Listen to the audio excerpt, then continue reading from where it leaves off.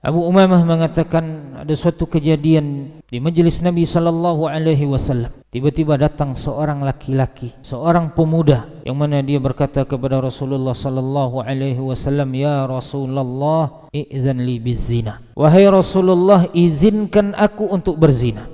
Lalu baginda Nabi kita sallallahu alaihi wasallam bertanya kepadanya, "Atardahu li ummik?" Apakah engkau ridha kalau seandainya zina itu terjadi pada ibumu? Apakah engkau suka kalau seandainya seorang laki-laki menzinai ibumu? Maka dia pun menjawab, "La wallahi ya Rasulullah, ja'alani Allahu fidak."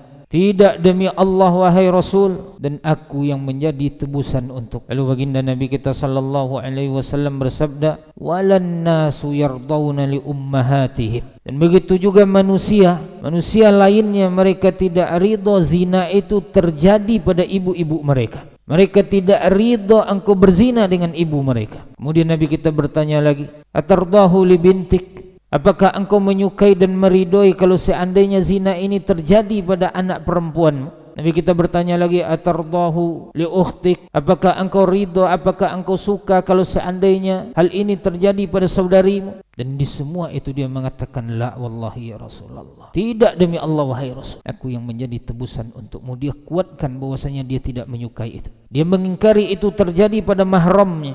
Abu Umamah radhiyallahu anhu mengatakan, "Thumma wada'an Nabi sallallahu alaihi wasallam yadahu ala sadri syab." Lalu baginda Nabi kita sallallahu alaihi wasallam meletakkan tangannya di dada pemuda itu. Kemudian Nabi kita sallallahu alaihi wasallam berdoa kepada Allah, "Allahumma tahhir qalbah wa hassin farjah waghfir dzambah." Ya Allah, bersihkanlah kalbunya, jagalah kemaluannya, dan ampunilah dosanya. Dan subhanallah, bangkit pemuda itu dari majlis Nabi sallallahu alaihi wasallam dalam keadaan hatinya bersih. Ketika datang, zina merupakan sesuatu yang paling disukainya dalam kehidupannya.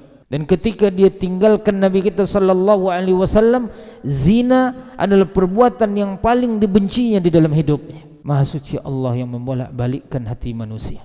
Maka kita butuh dengan ini kaum muslimin rahimakumullah. Pemuda yang datang kepada Nabi kita sallallahu alaihi wasallam, dia minta izin untuk berzina karena penyakit syahwat itu melekat ke dalam dadanya. Di zaman yang mana godaan-godaan itu tidak sekuat di zaman ini. Beliau hidup di zaman Rasulullah, di zaman para sahabat. Kalau seandainya dia bertanya ini kepada Nabi sallallahu alaihi wasallam minta izin untuk berzina, maka kira-kira apa yang akan dikatakan oleh pemuda di zaman ini, yang mana godaan syahwat itu datang dari seluruh penjuru mata angin. Di rumah pun datang godaan syahwat, lewat televisi, lewat koran, lewat majalah, lewat HP. Keluar kita dari rumah kelihatan wanita-wanita yang tidak menutup auratnya. Kemana kita akan pergi? Di dunia mana kita akan hidup? Maka kita butuh banyak doa kepada Allah Subhanahu wa ta'ala.